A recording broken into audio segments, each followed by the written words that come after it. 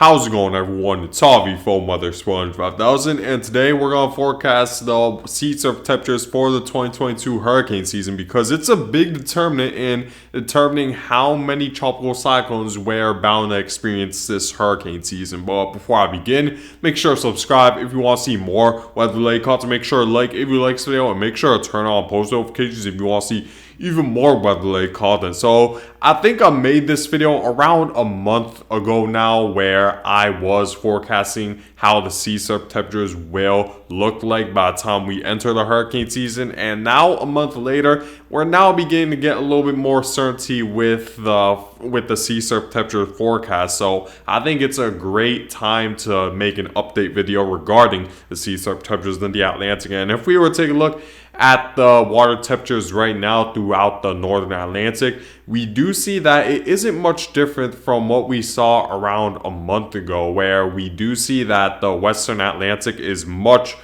experiencing sea surface temperatures much warmer than average, while the main developed region, for the most part, which is more so the eastern Atlantic, is still experiencing sea surface temperatures that are cooler than average. And it hasn't changed much over the past a month, which is certainly good news, because if this continues into the hurricane season, even if it's only for a small portion of the beginning of the hurricane season, that could maybe put a small cap to how many tropical cyclones we do experience this hurricane season. However, there's still a lot of months left before the main development region really begins to get going. So there's still a lot of time for the sea surface temperatures to change in the main development region. But you see that for the western Atlantic, sea surface temperatures much warmer than average have been continuing over the past several months, and it's expected to continue in the future, which will most likely lead to more tropical cyclones developing than average, which would certainly be a major concern for this 2022 hurricane season. And as for the sea surface temperatures in the main development region, while it's cooler than average now, it seems like the CFS climatology model is forecasting that sea surface temperatures will eventually rise in the future over the next several months. If we were to take a look at the forecast from the CFS model, if we were to take a look at sea surface temperatures in May, we do have that small slot where sea surface temperatures are mainly hovering around average. So as soon as next month, we could see the sea surface temperatures rise in the main developed region. And then moving forward into the June timeframe, we do see that sea surface temperatures also rise throughout the main developed region. And the eastern Atlantic is also experiencing sea surface temperatures that are still well above average, especially the northern Atlantic, where we're seeing temperature anomalies well above average. As I wouldn't be surprised if we do see an influx of subtropical cyclones forming this hurricane season as a result of how much warmer than average the northern Atlantic is, which has been a pattern over the past several hurricane seasons, which is very interesting to take note of. But moving forward into the July timeframe, sea surface temperatures will continue to warm up, and while there is that slot where sea surface temperatures are cooler than average just off the western African coast, it shouldn't be a huge it shouldn't prevent tropical cyclones from developing in the main developed region, because typically it's very rare for a tropical cyclone to develop this early when it comes off of the African coast, as typically it takes a couple of days and it needs to be several hundred miles off the African coast before we really see well-defined center of circulation develop in the main developed region. So even though we do see cooler than average sea surface temperatures right around just off the West African coast, I don't think it's gonna be it won't impact the hurricane season much when it comes to tropical cyclones developing in the main development region, because like I said, they still could develop well later than along the African coast of the West African coast. So we definitely need to pay close attention to that. And even tropical cyclones a lot of the times don't even develop necessarily in the main Duval region, because there could be troughs that maybe just don't have the right conditions to develop into a tropical cyclone. But then once it heads into the Caribbean, we do see tropical cyclones develop. That's what happened with Hurricane Katrina, of course, the most costliest disaster in U.S. history, as well as Hurricane Harvey, which is the second most costliest disaster in U.S. history, where we saw both hurricanes initially struggle as it moved through the main Duval region, and it wasn't until it reached the Gulf of Mexico, or the just right around the Caribbean in Katrina's case, where we saw both tropical cyclones develop rapidly, and of course both make landfall at major hurricane status. So you don't necessarily need tropical cyclones to develop in the main Duval region to receive powerful hurricanes throughout the Caribbean and the United States coast. So I just want to put that disclaimer there, because just because, let's say, sea surface temperatures might not be as warm as the Caribbean and the Western Atlantic, it might not matter much, because we still could see a lot of troughs that come off the West African coast develop way later, and could easily develop into major hurricane status. But even then, we are expecting sea surface temperatures to rise above average in the main Duval region,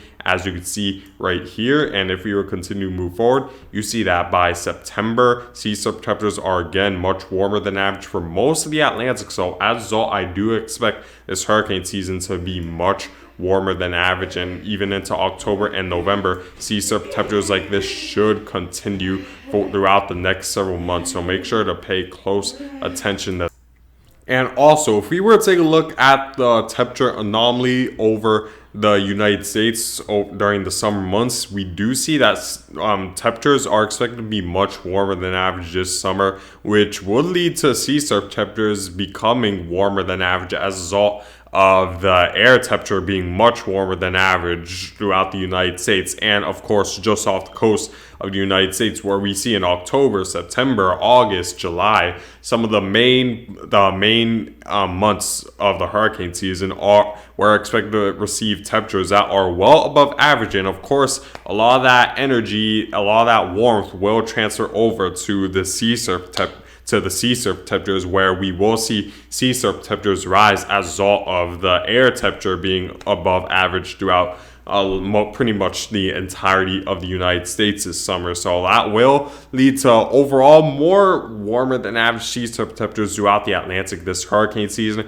Also, it's good to keep in mind that we are in a positive multi-decadal oscillation. We've been in a positive Atlantic multi-decadal oscillation for probably around 2 decades now, a little bit more than 2 decades. So we're inevitably going to experience sea surface temperatures much warmer than average this hurricane season, and that will lead to a more active than usual hurricane season, where we could see multiple hurricane landfalls throughout the United States, including some major hurricane landfalls, as I'd say more likely than not, at least somewhere along the United States coast, you will get directly impacted by a major hurricane. So you definitely, if you're along the coast, you definitely need to pay close attention to this hurricane season, since the sea surface temperatures are going to be warmer than average, and there are other factors as well that will contribute to a more active than usual hurricane season and potentially could be hyperactive. I'll go over those other factors in my next few videos, where I'm going to be discussing more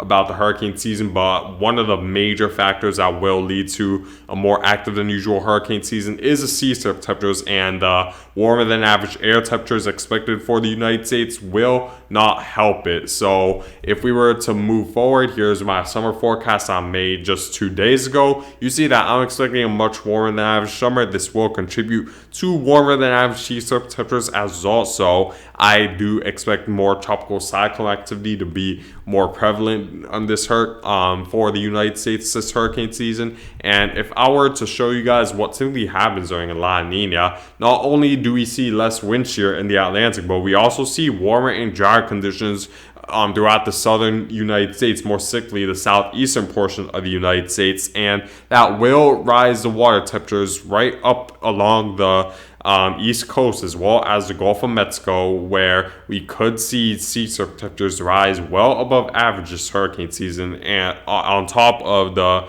above average sea surface temperatures we're experiencing right now. So I do expect just a lot more of a upward motion in the atmosphere, which would encourage more tropical cyclones to develop this hurricane season. So this is definitely something you need to be aware of along the United States East Coast. Now, here's my 2022 hurricane water temperature forecast. So this is how it looks right now, but I'm going to say that I do expect sea surface temperatures to eventually warm up in the main development region. The CFS model has been leaning towards that fact. The air temperatures are expected to be much warmer than average throughout at least North America, which I do believe that warmer air temperature this summer we're bound to experience will transfer over to the sea surface temperatures, and as a result, I expect pretty much a vast majority of the Northern Atlantic to experience sea surface temperatures much warmer than average, which would encourage a more hyperactive hurricane season. I'm gonna make more hurricane season videos over the next several days, taking a look at other factors that will determine how active this hurricane season will be. So make sure to stay tuned for that. But the sea surface temperatures will contribute to a more active than usual hurricane season. So just because the sea surface temperatures in the main development region look cooler now does not mean it's going to stay that way for the hurricane season. I just want to put that out there, that sea surface temperatures are expected to rise in the main development region. So more active than usual hurricane season should be expected. But thank you guys for watching. Make sure to subscribe if you want to see more weather-related content, and I hope you guys have a good day.